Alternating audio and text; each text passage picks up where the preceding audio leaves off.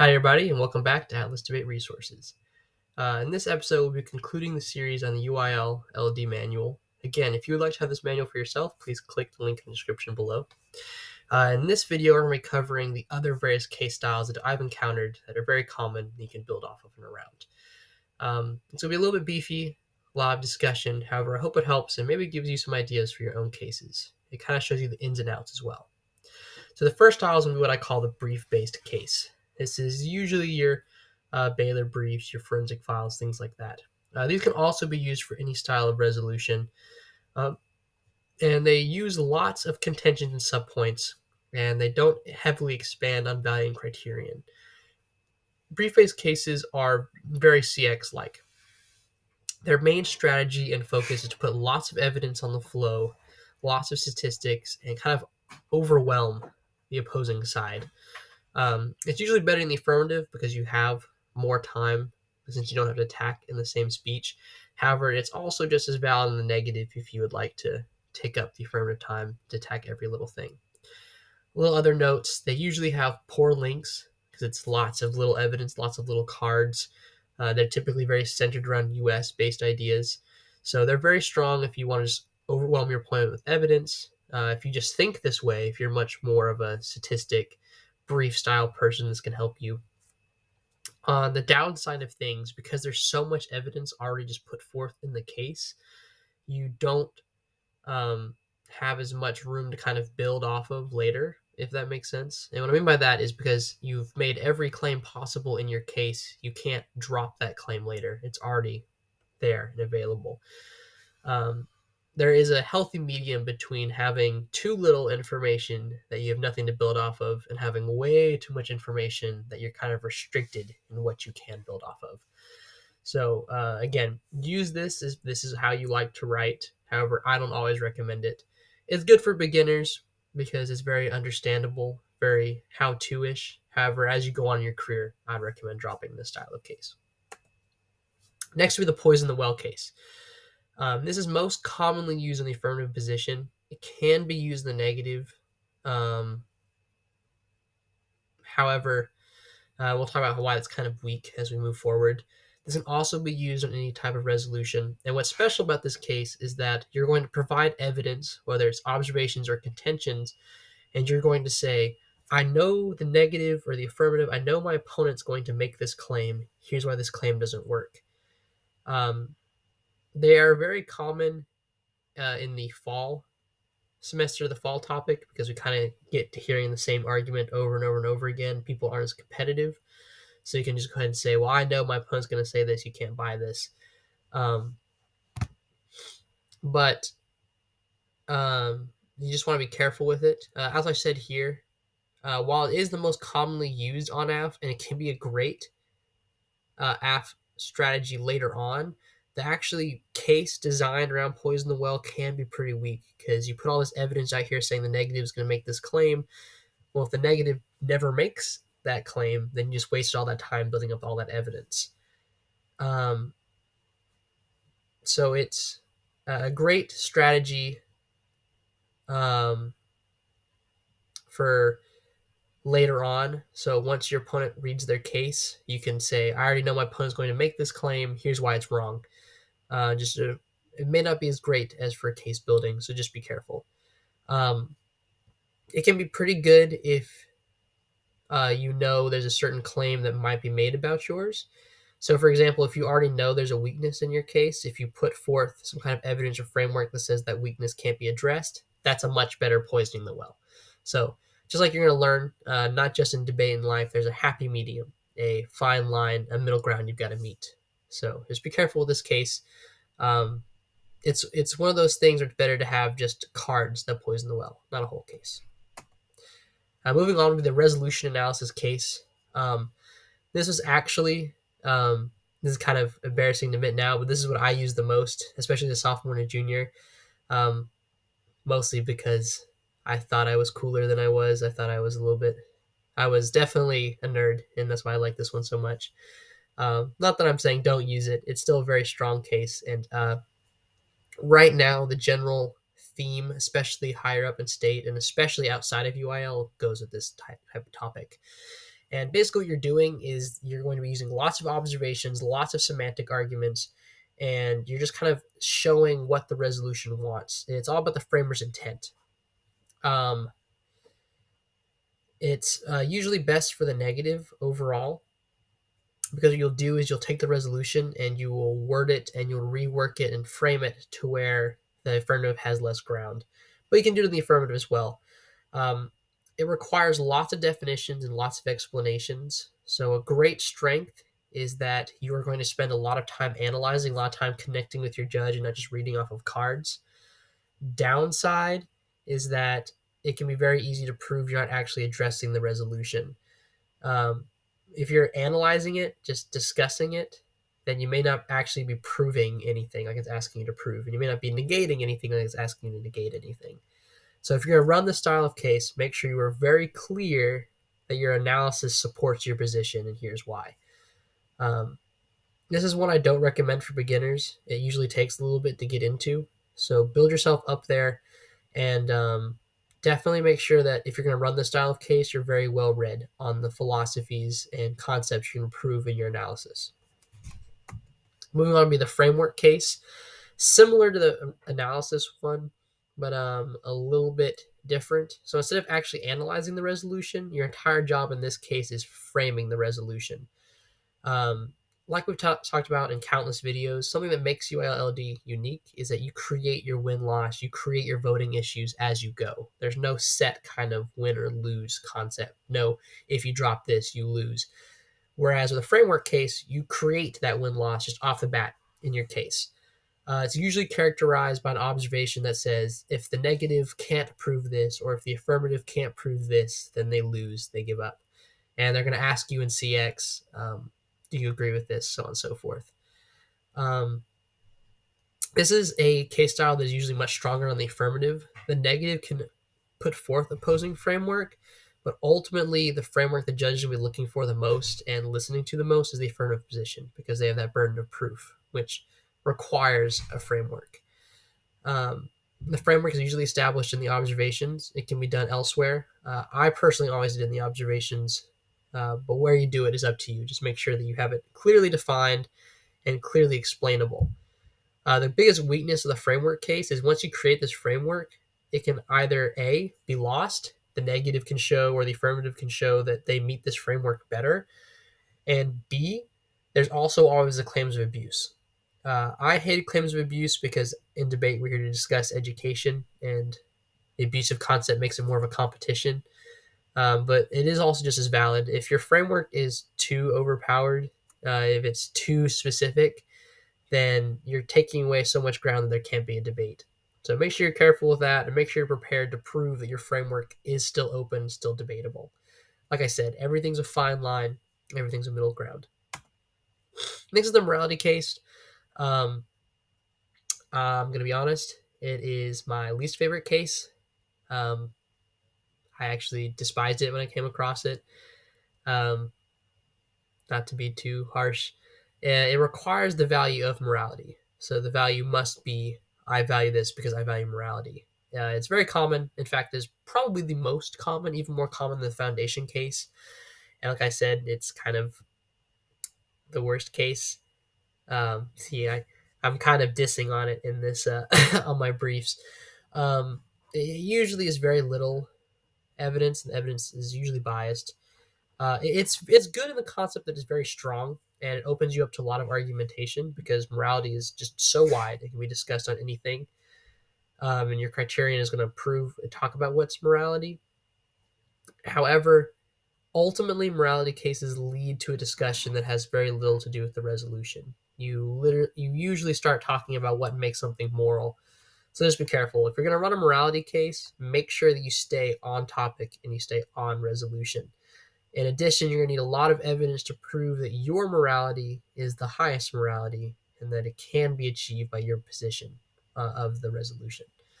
So it's strong, kind of, in the sense that it's simple and it's well done and uh, well cared for lay judges. It's weak if you ever come against someone who's a little more experienced. Next is the world builder case. Um, this is kind of a neo case based off of what UIL used to be, or UIL LD used to be, which we'll talk about in the next case style. And basically, what you're going to do with this style of case is you're going to build the world in which your position is true. So, um, for example, let's talk about the genetically modified organism topic again. Um, what you're going to do is to prove that the risk outweigh the benefits is that you're going to create all these different scenarios in which the risks are going to fall and fail. Or the affirmative, you're going to show all these various positions and concepts in which it goes against it. The evidence is usually potential. So you're going to show that um, genetically modified organisms have the potential to have high yields, or they have the potential to cause cancer, whatever the case may be. It's very strong because it gives you lots of control over the round. You're creating the scenarios in which you are correct. Um, it's usually stronger on the negative position because one of the topics, like we discussed in the video on the negative position, one of your strategies is to create the one instance in which the resolution is incorrect. And as the world builder, you create that instance. Um, However, like it says here, the biggest weakness is ultimately that the evidence is potential.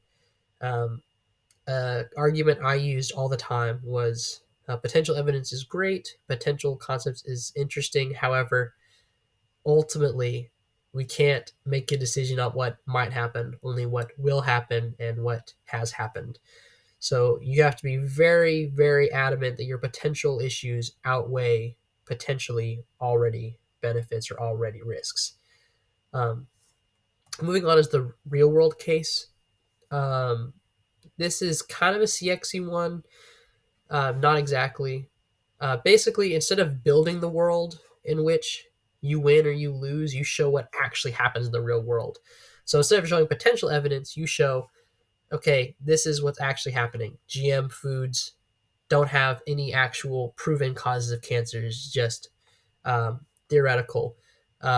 Genetically modified organisms are actually, their companies are actually leading to monopolies. We're actually seeing them consolidate into 6 titans, to 5 titans, to 4 titans. And because of that, the evidence must be usually statistics, and they have to be current, and they have to be real. Um, this is a very good simple case for beginners, actually. This is the case I recommend for beginners who are trying to write their own cases, because it's based on real world evidence. It's very hard to deny the impacts of something that's actually happening, and it gives you a really good foundation to start attacking. You can always say, see, my stuff is believable, my stuff is plausible because it's real, it's documented, it's quantifiable. Um, Weakness is that really just comes up to the judge. Real world cases typically don't weigh the bigger meaning of things. That value is usually very weak on it, and the values tend to be very limited, not very abstract. So, with your real world case, make sure that you still address those bigger concerns, the bigger idea of things. What makes something just? What makes something necessary? And don't go in this whole humdrum of, well, mine's real and that's why you should care. Make sure you keep the round interesting. These cases can also end up being very boring. Next is one of my favorites. It's called a theory case, or as my original judge or coach used to call them, squirrel cases. Basically, they're just kind of wonky. They're weird. They're characterized by lots of in-round rules, lots of observations. Is if you fail this, you lose. They're always theoretical, usually theoretical, and they're usually very outlandish. Um, for example, a case I wrote a long time ago under the gentrification topic for my friend was that stoicism was the value, and the idea is that whatever causes most suffering is good, and basically it flipped around. So on one side, you're basically debating the negative evidence and saying that the negative evidence is actually good, that suffering was good. Um, they're very good for invitationals and for fun. However, don't expect to be a state champion off of a theory of squirrel case because they're usually weak and have flaws in logic. And again, they're just highly theoretical. Um, but they're fun, they're good for in round, and they're good for testing. You can usually put together a good theory case, squirrel case in 30 minutes or so. And so it's good just to have fun and to practice your speaking skills. Next is what I call the get things done case. Uh, as an LD debater, you're going to start hearing a lot of people say, um, well, how are you going to get this done? How are you going to do this? What happens if you do this? Something like this. It's usually going to have values of things like duty of government, things like that. This case is unique in that it can only be done on resolutions dealing with the realm of governmental duty, or only they can be done well under those, because that's the authority that you're discussing. They're usually policy oriented, usually have high impacts. They're usually just very similar to CX cases. In fact, they're most often ran by people that transferred from CX to LD. They're strong in that they're very aggressive, very powerful, usually put together well. Um, and of course, they're done by people that are used to having longer times. They're kind of moving a little bit faster. The downside is that in UILD, you don't have to actually do anything. Something that characterizes LD from CX is that CX is uh, should, it is trying to do something, whereas LD is ought. It is always this bigger idea. LD is should or CX is should or should not be done. LD is it right? Is it not right? So you don't have to actually prove something should or should not be done, just that it's right, whether it's done or not. So make sure you tread that fine line. You're not going too far into CX's grounds if you're going to run this style of case. Next is a position case. This one also requires specific resolutions. The resolutions have to have the terms such as when in conflict, on balance, outweigh, basically a two-party position in which you're putting the two parties at odds. And what it does is it just builds up your position. It advocates for your side. For example, if we go back to the genetically modified organism example, an affirmative case would just be going over all the praise and all the greatness of genetically modified organisms without ever actually showing how they outweigh the risks. They usually have a lot of contentions, a lot of evidence, and very little analysis. They're strong in that they put a lot of evidence out there, and they're a great foundation to build that clash later. They're weak in that they don't inherently create any kind of proof that one is better than the other. They don't inherently create any kind of clash. So, usually better on the affirmative side because you don't have to provide clash. On the negative position, if you're going to run this case, you have to make sure that you clash in your oral argumentation. You have to make sure that it is very open, very clear, and is flowed by the judge. Otherwise, that's a huge weakness and a failure of your burden. Next is the balance case. This case can only be used by the negative and can only be used by, again, the two-party resolutions, or not necessarily two-party, but usually, basically, anytime there are two concepts against each other, whether it's two-party, two different ideas, or it's just the pros or cons of one idea, basically, you're going to say as the negative is that they meet. So, for example, going back to the benefits outweigh the risks of genetically modified organisms, you would show that the benefits and the risks are equal, that one does not outweigh the other as the negative. If you're talking about uh, public security ought to be prioritized over individual privacy, you would show that those two, again, they meet, they're balanced. One is not more prioritized than the other. I would not recommend this for beginners because it's all about give or take, and you have to have a lot of practice with your debating and dropping and picking things up again. It requires very good flowing, lots of listening, and a very strong voter speech. Because at the very end, you're going to prove your judge you've proved them even. So you just want to make sure you're very careful with that. Next is the no clash case. This one also requires a two-party resolution. This can be used as either the affirmative or the negative position. However, it's not as strong on the negative. However, what you're going to prove is that it's usually best in the affirmative. What you're going to prove is that there is no actual clash between the two items. So, for example, a topic several years ago was public security ought to be valued over digital privacy. And I actually wrote this case and ran it for a little bit. And the idea is that there is no digital privacy. That is not a concept. Anytime you go online, you are being tracked by someone. Therefore, there is nothing to be valued over. This is very theoretical, and that's probably the most progressive case I ever wrote or ran. A lot of judges view this as avoiding the burden of both proof and clash, so you want to be careful with it. It's really strong in that it kind of throws people for a loop. They really have to think it, and instead of attacking your case, they are now trying to prove that they have a position at all. Downside, like I said, it's very theoretical, and basically, if they are capable of proving that they have a position, then you have no evidence left to actually build up yours.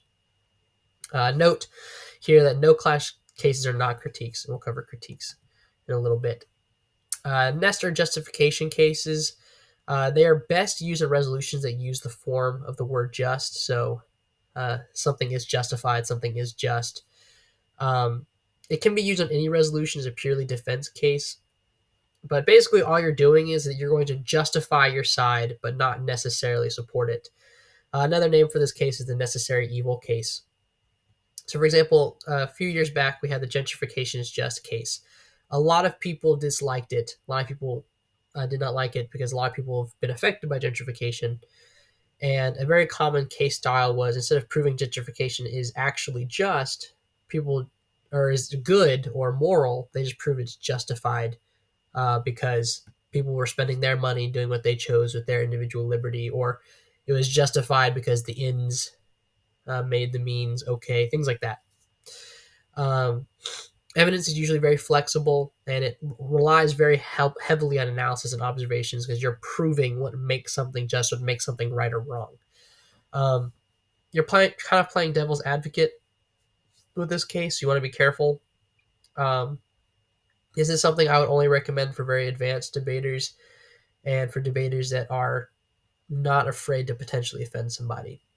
Very strong in that they're very neutral, very philosophy oriented cases, but like I said, they can be weak if you're not actually keeping an open mind and making sure that you're very clear and concise with what you're saying. And last but certainly not least are critiques. And I actually probably dislike these more than I do morality cases, especially in UIL LD debate. And the idea of a critique is that you're saying that the resolution should not be the resolution. We should debate about something else. Genetically modified organisms aren't the number one priority. Climate change is. Racial justice is. Equality for the genders is. These are your common critiques.